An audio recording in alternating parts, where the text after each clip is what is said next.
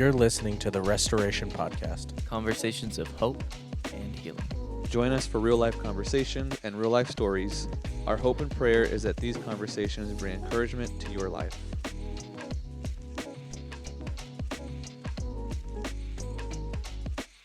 All right, welcome everyone to the Restoration Podcast. Welcome back, I should say. It's been a while since we've done these kind of, what's the word I'm looking for, consistently. Things have been kind of busy around here. Easter's coming up at the time of this, and there's been just a lot happening, and so we thought we'd get back into it. I'm here with Me, Pastor Johnny. Pastor Johnny, our lead pastor, my favorite father-in-law, all that good stuff, in that order, right? No. But Pastor Johnny, last time you were on, actually we're in a different space. What do you think of our new space? I like it. The new studio. It's nice and comfy. Yep. And it can stay this way. We don't have to tear it down and stuff like that. And since the last time you came, you now have a grandson.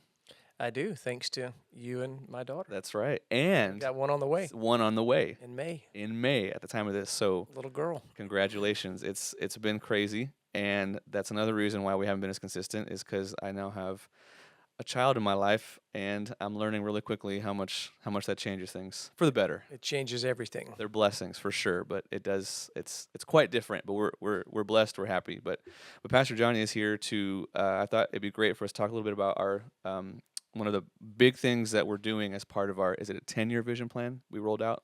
Yes, we rolled out a. excuse me. We rolled out a 10-year vision plan in 2024, and some of those things we've accomplished. One of them, one of the big ones right off the bat, was to change the name of the church, which that was huge. We did that in 2024, and that Morningside Assembly of God had been the name of the church for over 50 years.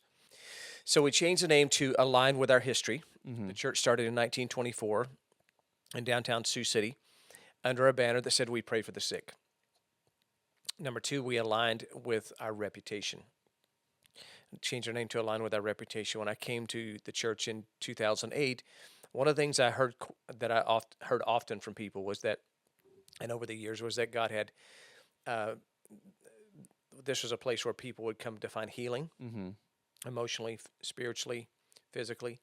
And then number three, in 2021, I was at a conference and just had some time that I was praying by myself, and the Lord gave me a word of prophecy for the church, and part of that word was that God had placed a healing and restoration anointing upon this place. Mm-hmm. So we changed our name to Restoration Church, a place of hope and healing, to align with history, reputation, and prophecy. Right. So we changed the name. We celebrated 100 years, which that was big. We announced that we were going to be planting 5 new churches over the next 10 years. We do have a church planting pipeline that is in the process now, and do have 3 people that are going through that 10-month cohort to look at possibly planting a church in some strategic areas in northwest Iowa. Another part of that was to begin to put a plan in place to pay off our mortgage on the current facility, and we have been able over the last year and a half to reduce the principal amount through extra payments. We've reduced that by over $300,000. Mm-hmm. And so that's been huge. And then in May of 25, I was driving to Springfield, Missouri to go to a meeting. And I know that our staff gets kind of nervous when I take trips because the Lord tends to speak to me in two different... Correct. Usually when he comes back from a trip, he comes back to staff and has got a list of ideas. How are we going to do this, right? Yeah. So the Lord tends to speak to me when I'm doing 2 things. One, when I'm driving, when I'm by myself driving, and then 2, when I'm mowing my yard. And really, that seems to be the times the Lord speaks to me. And the Lord just dropped into my heart as I was driving down I-29 going to Springfield, Missouri. I want you to start a dream center. And I was kind of shocked by that. I'm like, well, that's not on the radar. That's not on the 10-year vision plan. But the more I drove and meditated on that, I said to the Lord, "Well, Lord, if this is you, then I'll say yes. But you've got to do some things. Number one, provide a clear vision for it, provide somebody that would be willing to run it, be a director of it. I can't do that and pastor the church too. Facility, and then the other one, finances, Right. and resources.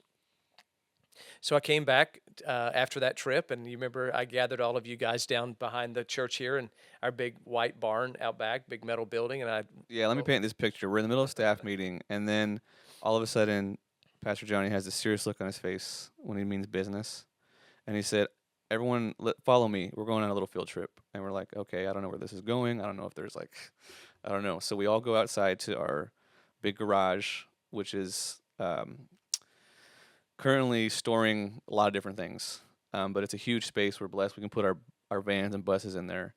And Pastor Johnny takes us out there, and in my mind, I'm like, I know where this is going. I was wrong. I was like, he's gonna ask us to clean everything in here. He's like, when you open the doors, you had the staff look in. You said, "Look around. What do you see?" And I think the first word was junk. Because that's what's in there. A lot currently, of stuff. and it happens.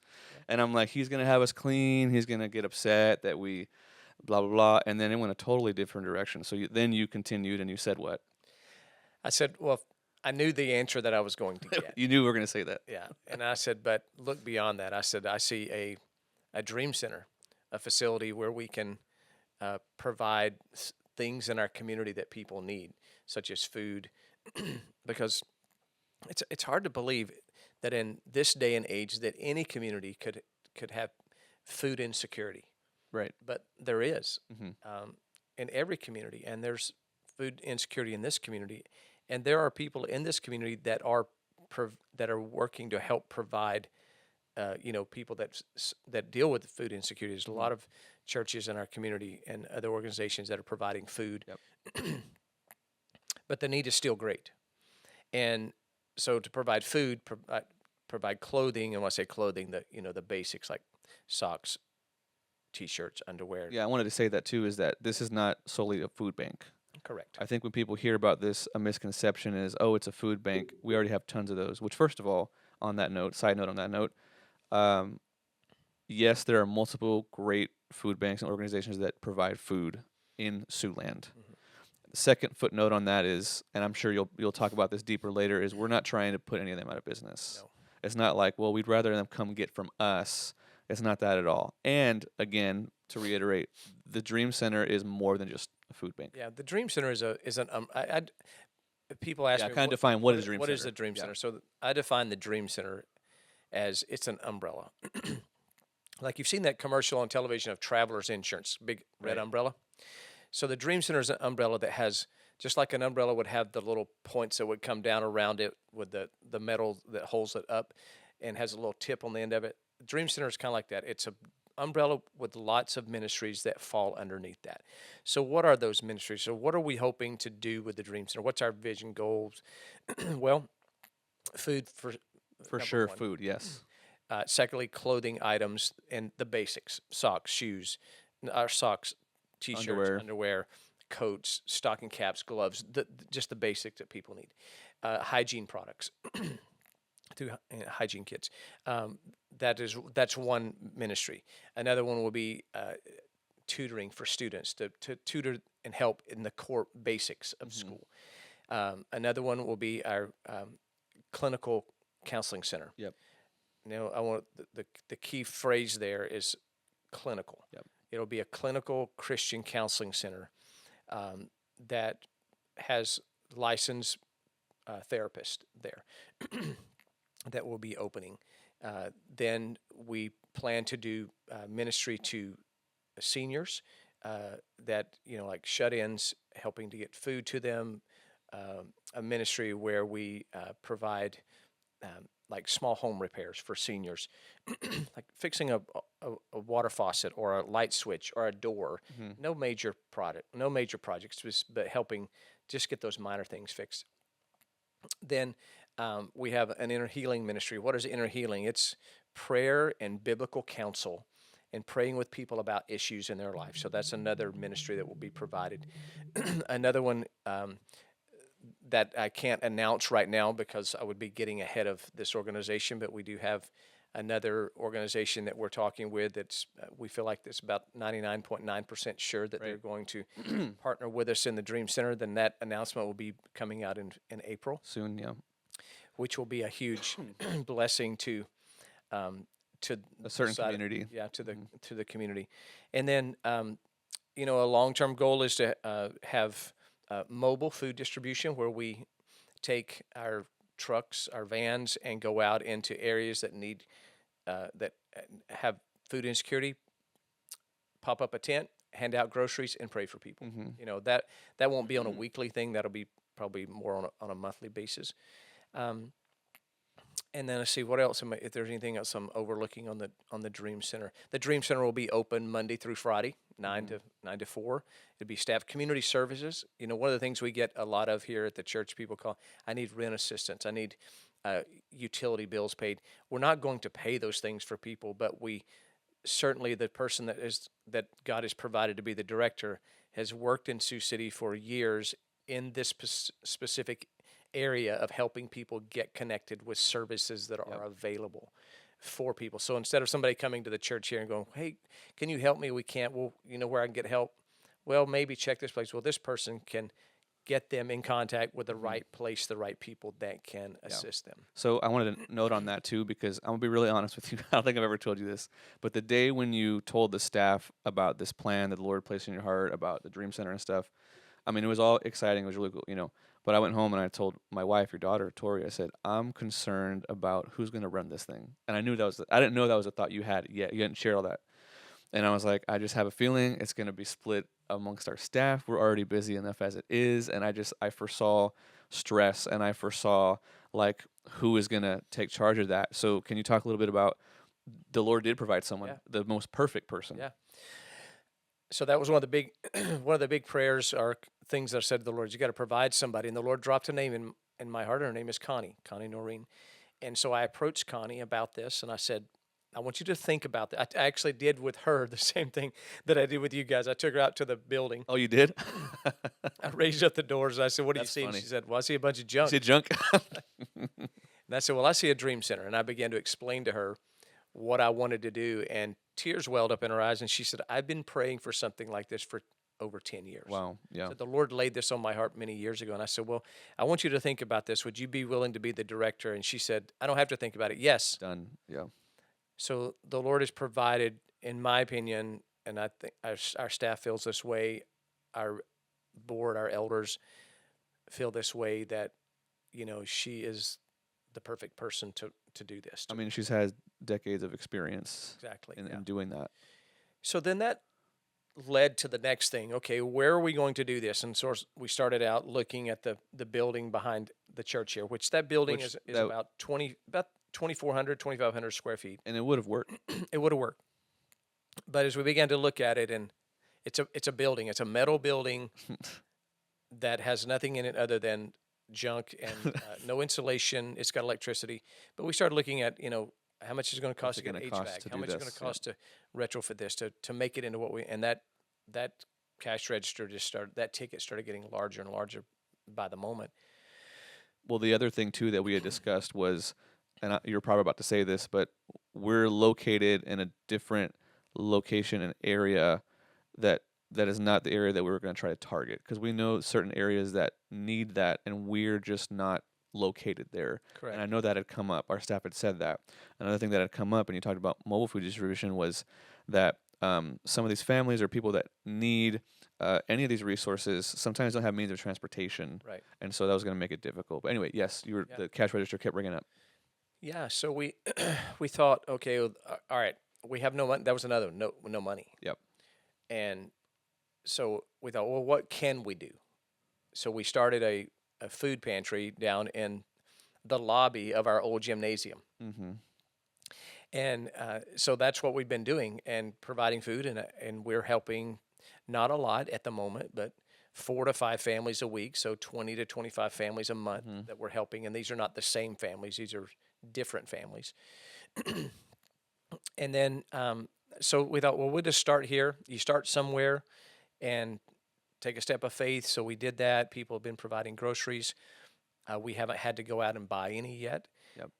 And So one day, so that would, so we're doing that, and then in September of this past year, I was again, I was mowing my yard. I was listening to music and just what I typically do. I pray. I think about the week, because usually end up mowing my yard on Friday on my day off or on Saturday. So what's coming up? The next big thing Sunday. Yeah. So I'm thinking about Sunday, and this would have been close to the end of September, and I just had this impression from the Holy Spirit. We had recently had a church, one of our Assembly of God churches on the west side of town had closed, and I had not even crossed my mind until this moment. And I do feel like it was the Holy Spirit directing me to reach out to our district superintendent and share with him about the vision of the Dream Center and ask if it would be a possibility for the Iowa Ministry Network to give us the that facility. It was Cross Point Church over on West 19th. And you thought of reaching out because when that church closed, they gave it back to the network. They gave it back to the network. So the network owned that church. Again, that is kind of a miracle because they didn't have to do that. That's what I'm getting at. Yep. Because they were what's called a general council church, a fully autonomous, so that means that they could do whatever they wanted to with that church. They could sell it. Yep. They could give it to anyone they want to. But through some conversations, they decided to give that back to the Assemblies of God because it was started as an Assemblies of God church. The leadership felt that they wanted to keep it as an Assembly of God church, so they gave it back to the Iowa Ministry Network, deeded it over to them. And so I reached out to our superintendent, shared with him my idea about letting us have that facility to open a Dream Center there. And he said, "We'll put a proposal together." So I put a 3-year proposal plan together and sent it to him. And then the executives, presbyters met, and they haven't fully given us the facility, but what they have done is they have given us the use of the facility with possibility down the road that if all succeeds and goes the way it's supposed to, that eventually the time will come when they will more than likely deed it back over to us, deed it to us.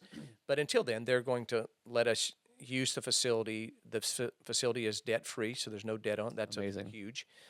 And there's some agreements things that we're going to have to do, but we're not having to buy it. We're not having to make a monthly payment on a facility. So it's a 16,000 square foot facility on 13.5 acres of land, fully furnished. And the way the facility is set up, it's perfect for what we want to do. Literally perfect. And it's in an area of our community that can desperately or certainly use the services that we're going to provide. Because go back to something you said earlier, where we're located, our church is located in more of a upper middle class community. And if people are hungry, they're going to come find you. They will. Yeah. No doubt about that. But my overall feeling from the very beginning is I want to be in an area where people need us the most. And then instead of them coming to us, let's go to them. Mm-hmm. And this facility is perfectly positioned in that area. I don't want to speak disparagingly of that side of Sioux City because it's not. It's not a disparaging place. There's wonderful people that are over there, but there are that side of town, the west side, could certainly use the services that we're going to be offering and making available. Probably a lot more than where we're currently located. Yeah, and our where we're located, we're blessed with a great facility. But we're not really the middle of Sioux City. No, we're on the east side. We're kind of out of the way. We're on the southeast side. And I remember when we went, you took the staff to kind of walk through and show us the facility, and I was just really amazed at God's provision and how, scripture that says, "My ways are higher than your ways," are my thinking, because we're over here thinking, let's turn this garage into a Dream Center. Yeah, and it's pretty small. I was thinking 2,400 square feet, and the Lord's like, "Well, I got something bigger for you." I mean, correct me if I'm wrong, but the space that we're going to use as the warehouse, former sanctuary, is at about the size of. No, it's actually double. Okay, yeah. See, so and that's just one portion of what's going to happen. And as time went on, you and Connie strategically met. You would go over there regularly, and plan out, this is where this can be. And it you use the word, it's literally perfect, the flow of how things are going to go. And that could change once we start doing things. But it's more than enough space for what we're wanting to do, for what we feel like God has led us to do. And it's perfectly located. It's really, really amazing. I was going to ask you about something else that was pretty amazing, pretty incredible. And it was kind of a totally different topic. But can you talk a little bit about, was it a Wednesday night when there was a word of prophecy spoken? And how it was, I'll let you tell that story. So in 2017, we were in the process of building this current building that where we're sitting right now. We were in the process of retrofitting this building because where we're sitting right now did not exist in 2017. The building existed, but it was a gymnasium. So we took our current gymnasium, our old gymnasium, and we retrofitted that into a student center, added a second floor, put education space, built a worship center, nice lobby for our students. Then we built a new gymnasium right next to it.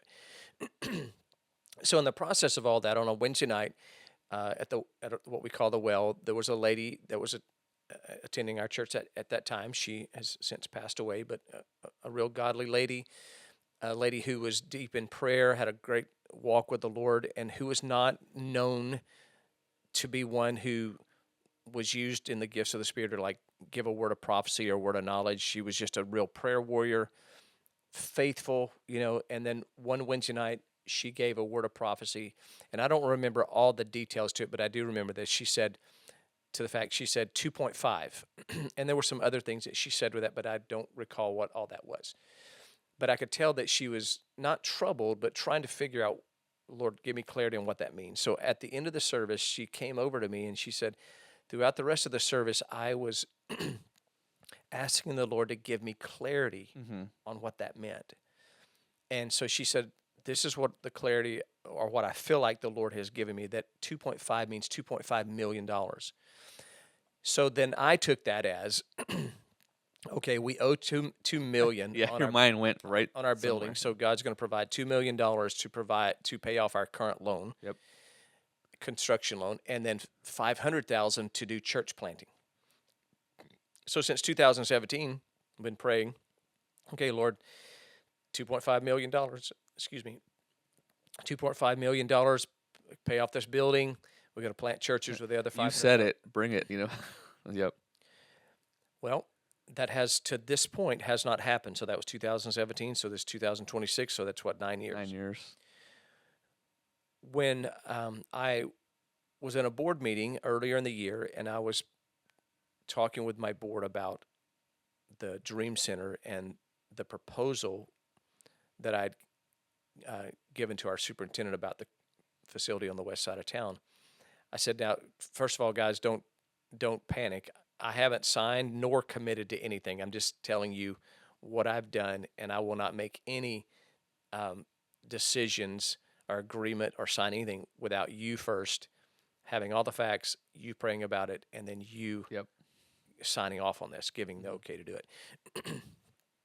So as we were sitting there in the meeting, Pastor Matt was sitting next to me, and he was on his computer, and he looked up the facility and what the county records showed that it's worth. And so that facility and grounds are valued at about $2.2 million. So it didn't click with me at that moment, but later after the meeting, as I was thinking about it, I'm like, okay, this is the 2.5 million, part of the 2.5 million prophecy that was given to us in 2017. Because again, I go back, this facility is completely debt-free. It's completely furnished. It was a church that had been in existence for many, many years. I don't know the exact number, on the west side of town. And, when they closed the doors, they left everything. Everything's in there, fully furnished. Everything's still there. Yes, and there's been some major things done to the building in the last number of years that would be big ticket items that they had taken care of and repaired. And then again, it being debt-free. So 2.2 million, so there's 300,000 left out there that needs to be fulfilled. But it dawned on me that I really feel like that this is part of the answer to the Absolutely. fulfillment That's of that amazing. prophecy to the church. And then, value always fluctuates. It's very possible Yeah. that's what it's valued at even today, Yeah. And I don't know when that evaluation Right. was, if that was an evaluation in 2025 or 24, whenever the Right. last evaluation of that property. And I know that's just kind of how the Lord works, is he reveals just enough, maybe without certain detail. We just wait on him. And sometimes the provision or the miracle is not exactly how we had foreseen it, but when we look deeper and realize, no, that was spoken and it came to pass. Here's another part of that miracle too. So when I gave the proposal to our district superintendent and to our executive presbyters, it really came down to them and their decision what they wanted to do. And so I had to go into it with that idea, Lord, if this is you, then Lord, you make it happen. Right. I'm not going to try to influence this. I'm just going to I'm going to do what I felt like you wanted me to do. I felt like you wanted me to reach out to our superintendent. He asked me to put a proposal together. I put a 3-year proposal together, and now I presented them. It's up to them. So this went on for several weeks, and then finally I get a call from my superintendent. He said, "Sorry on the delay. Our executive presbyters met. We prayed about this, and he said last night before I called you, I got an email, and somebody offered to give us $1.6 million for that property." And then he paused. And he continued to pause. And then I said, "So?" And then he started laughing. And then he goes, "We're not going to take it. We're going to let you have it." Yeah. And then he said, "That was mean, wasn't That's it?" crazy. So again, here, our network could have sold that. Yeah. They had all the right to Yep. do that. And they could have taken that money And done a lot. and done a lot. They could have, he thought, $1.6 million. What, even the executive presbyters conversation, 1.6 million. Think of the number of churches we could plant. Right. With that. I mean, so their thoughts were legitimate. Yep. And there was nothing wrong with what they were thinking about doing. But they said, we believe in the vision that you have presented. We believe in you. We believe in Restoration Church. And so again, that's what I like to call the miracle of favor. Yep. So in our last board meeting, we were talking, and we didn't have a heavy agenda, and so we actually had time in this meeting to actually talk about things a little more deeper and just kind of share around the table. And the conversations that came around the table from our different board members was, I think we can see the hand of the Lord on this, because there's some real strategic things that are in play right now that when I'm able to share with Right. those, Yeah. Too early right now, but that people will see that, again, that the Lord's hand has been miraculously doing some things for us, that opening the doors that no man can open, put it that way. yeah. And here's what I told Tori too, was there are still a lot of pieces that need to be picked up, put together before this thing is fully in swing. There's a lot that's happened, but there's still a lot that has to be done. So this time last year, we had no director. Right. There was no thought of it, because Yeah. this is April. This is March. It didn't happen in April. Don't scare me. Yeah, it's March. So no idea, no thought of this, no facility, no director, no funding. Yep. Nothing. And Look where we are now. look how much we've done. The Lord has done in 1 year. Yeah. Facility, director, partnerships, resources, Yep. and favor, provision. And that's just 1 year. Yep. Not even a year. It is a year. It'll be a year in May. And if the Lord can do that in 12 months, what's going to happen 24 months, 2 years out from the initial vision? And what I was telling Tori was some of the stuff still kind of, I don't want to use the word stressing me out, but it's a lot to think about. I'm sure you've had a lot of nights where you couldn't Every sleep. night when I lay down, try to go to bed, I start thinking about the Dream Center. But it's not just anxiety. It's like a good anxiety, right? Like excitement. Like I want to do this now, but again, it's too early to share things. I know there's certain meetings you've had and you have to wait. You're like, oh, I'm meeting with them in 2 weeks. I bet you're like, can you just call me now and give me an answer? It's a good excitement. But I'm always reminded at the end of the day, anytime I reflect upon something that has a ton of work we got to do, is the facility alone itself, in my opinion, is probably one of the more difficult things that we needed. Expensive, and I mean, it could have been that we had to buy a plot of land and build from the ground up. and that's very expensive, right? But to me, what encourages me is like if the Lord can provide a building out of nowhere that's debt free, that's fully furnished, that is perfectly uh, located, literally perfectly located, fully furnished. If the Lord can do that, any of these other connections, that's easier. You know what I'm saying? Mm-hmm. That's nothing. If the Lord can do this, He can definitely do that, and that's what encourages me about this. And I think it's amazing, and I really do believe it's really going to deeply impact Siouxland. And I wanted to let you talk on this too. This is not a Restoration Church alone ministry or Dream Center, correct? It's not. Our name is not on it Correct. for a reason. Yeah, it's called Dream Center Yep. Sioux City, and it is not in competition with any church. Yep. In fact, what the dream or the goal of all this is that it would be a resource for other churches. So when we talk about providing food for people, we will have a food pantry that is available every day. Clothing items when we get those. We don't have those yet, but these are resources we're still having to acquire. But when we will be getting in semi truckloads of food through a partnership with Convoy of Hope. And so, we will help resource other ministries in Sioux City that that have food pantries that need some assistance, because that's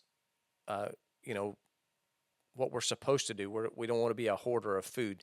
We will certainly keep resources for ourselves, but one of the partnerships or one of the things with Convoy of Hope is that that we've always been what's called a pod, a point of distribution, and so we will continue to help get that food out to other organizations in our community, like we have in the past. Mm-hmm. When we would get a semi truckload in, we would call strategic partners or other churches in Sioux City we would partner with and say, look, would you like to have some of this food? If you do, then this is going to be a pickup day, and they would come and get it on that particular day. So yes, it will. It won't just be that resources that we keep for ourselves. We want to be able to resource other churches and other parachurch organizations. The counseling center is going to have licensed therapists who are born again Christians. Yep. And this will be a counseling center that's open Monday through Friday that churches can send their congregants to that need counseling. Right now, we only have one counselor. We hope that over a period of time that we will be able to add other counselors that have training in certain expertise in counseling, because we know that mental health issues are a big deal today. And those services are needed. You actually had a meeting with the mayor of Sioux City, and what was on the top of the list that he said? You asked, what are the greatest needs of our city, and what did he say it was? Yeah, so our staff had we had that meeting with our mayor. Yeah. Because I wanted to hear from somebody who's got their finger on the pulse of things that's happening in Sioux City and that knows the strategic needs. And what I thought he would say off the top of the bat was not what he said off the top of the bat. He said, the biggest need that I see is the need for mental health counseling. He said, I drive by, this is what, I'm not quoting him verbatim, but paraphrasing, he said, I can drive by any counseling center in Sioux City, and the parking lots are full. Yep. So that was one. The next one was food insecurity. The next was homeless issues in our community. But mental health counseling was at the top of the list. And back in our 10-year vision plan, I shared with the church that we were going to start a Christian counseling center. That was before we ever had a conversation with the mayor. Yep. And knew that was at the top of what he called on his list of major needs in our city. So I my heart feel that this will, and there are many counseling centers in Sioux City, and great ones. Yep. And there are Christian counselors that work for those counseling centers.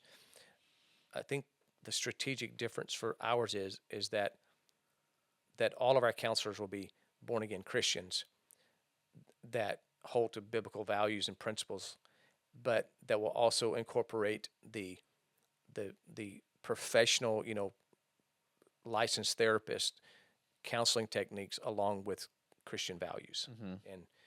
And so I think that's going to be a different nuance or different thing that we offer that others don't offer.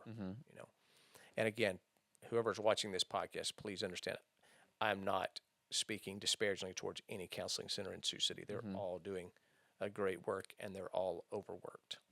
Yeah, that's what I was getting at. They're overworked. There's so many. Mental health is a huge need, correct? Not just in Siouxland, but everywhere. We've seen that on the rise.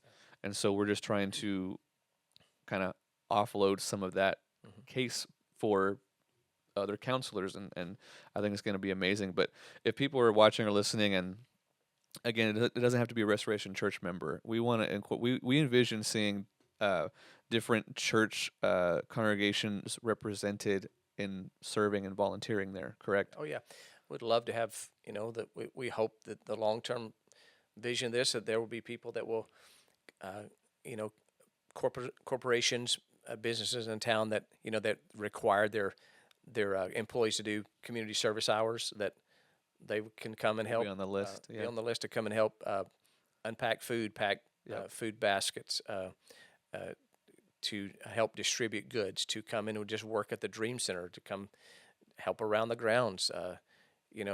I can see as this grows that, do tutoring. Like one of the things we're going to provide is after school tutoring for the basics. And, we can always use people that can come give an hour of their time to help tutor a student, where the Dream Center is located 3 blocks from a junior high, a high school, and an elementary school. Yep, and an apartment complex with right across the all street. ages. Yeah, yeah.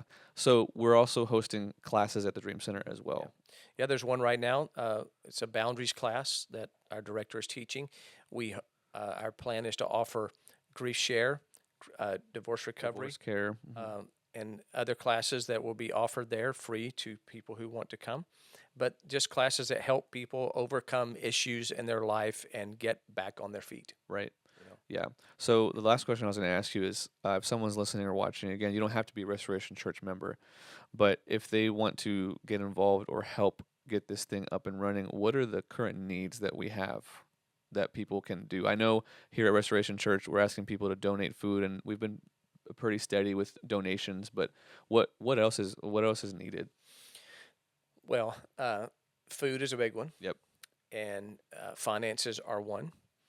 And then, as we get up and going, there's going to be the need for, as I mentioned a moment ago, for people that can have the giftings to tutor.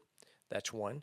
We're going to need people to help us when we go out and do mobile food distribution.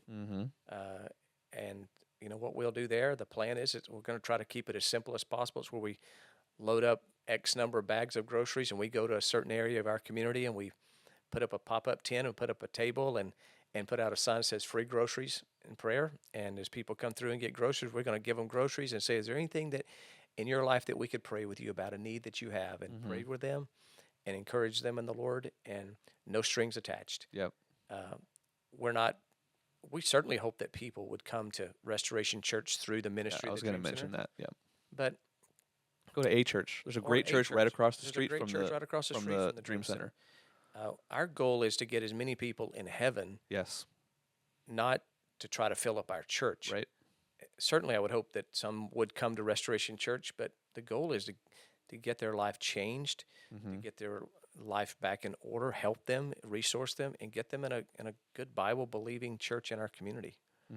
One of the things the Lord laid on my heart when I first came to Sioux City in 2008, I was in my office one day and I was praying, and I felt the Lord say in my heart, I want you to start praying for every church in Sioux City. So since 2008, we used to pray for 5 churches every week. Now we do 2 because it's a little easier to manage. But we have prayed for every church in Sioux City we prayed through the entire list, I don't know how many times, since 2008. And we continue to do that. Very unique. I remember that when I first visited. It stood out to me. So our goal is not to build Restoration Church. Our goal is to build the body church. of Christ. Yeah, body of Christ. Church. Yeah. And if I can help, the church across the street, Heartland Community Baptist, we'll help them. If we can help get people in their church or another church down the street or any other church in Sioux City. And I mentioned Heartland because it's directly across the street. Yeah. Yeah, I think it's going to be awesome to see this go, and it's already impacting people. It's already getting certainly Restoration Church people involved in serving that maybe weren't serving before, and I think that's going to continue. I had never been to Cross Point Church in person, And I was like, this is a really nice facility. I mean, the hallways are really spaced out, and there's a ton of classrooms, and it's just so perfect. Like, it was so beautiful. It got me emotional, and just, reminded me of how God provides, God's provision. And one of the long-term goals is that we eventually want to reestablish Correct. a church there. Yeah. So even though we're taking the sanctuary that serves as the sanctuary right now, and we're turning that into a warehouse, there is another large room Mm-hmm.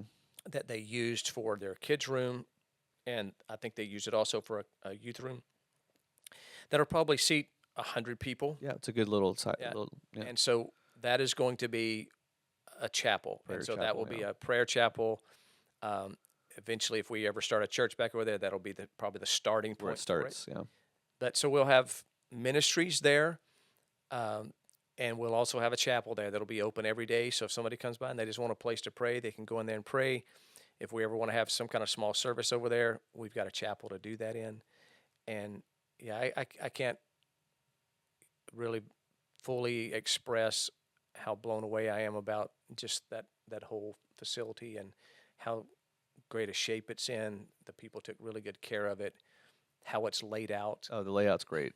How it's come together. It's just, you can tell that God is in this, seriously. Yeah. I do believe, too, that and thankfully this is not the case, but had we started on this and it was just red tape after red tape, eventually we'd be like, okay, maybe this isn't in the Lord's will, right? Because the Lord does open doors. The Lord can also close doors, but this is very much so not the case. This is very much the Lord just confirming time after time, yes, this is what y'all are supposed to do.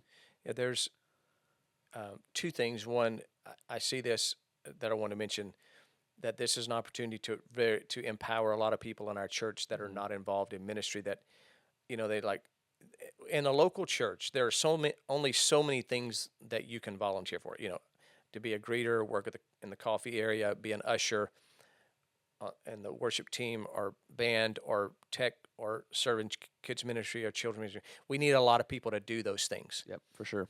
But we can't have 500 or 600 people doing all those things. Mm-hmm. We do need people. What it takes around here on a Sunday takes somewhere between 70 and 90 people to make everything work on a particular Sunday.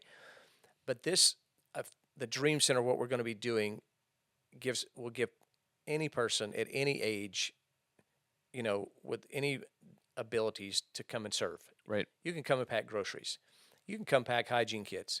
You can come help unpack boxes that come in. You can Shipments, You can come man the Dream Center office, answer the phones, answer questions. You could offer your services to tutor a student in math or English or science or something of that nature. You can help go out and a mobile food distribution and pray for people. Pray for people. Again, we don't have an official launch date.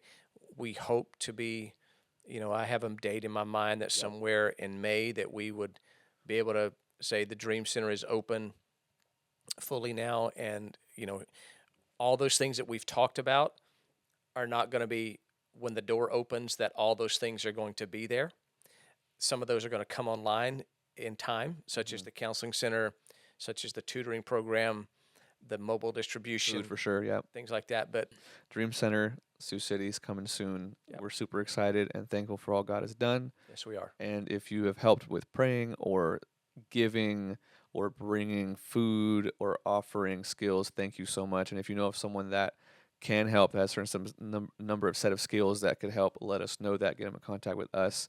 But we're super excited for what God's going to do, and super thankful for your leadership, Pastor Johnny, and saying yes. You could have very easily said no, Yeah. But we're so thankful. If somebody wants to give, they can make a check. You can go to our church website, rcag.org, and go to the giving tab there, and there's a drop-down box, and you would see one that says Dream Center. Yep. You can give electronically, or you can write a check to Dream Center, Sioux City, and you can mail it to us here at the church at 4310 Old Lakeport Road. If you have any questions, you can call the church here at 276-4096, and we'll do our best to answer any questions that you have. Yep, it's about the an Dream Center. exciting time, and again, it's early. There's some things we discussed even at our pastoral staff retreat that are super exciting that we can't share quite yet, but it's going to be great. So thank you again, Pastor Johnny, for giving us the time to do this. I know you're busy, so we'll get this out there. Thank you guys for watching, listening. Share this with someone, please. We want to spread the word about this Dream Center. So thank you guys. Thanks for listening, and be sure to follow Restoration Podcast on Spotify and Apple. If you're watching on YouTube, please like, comment, and subscribe.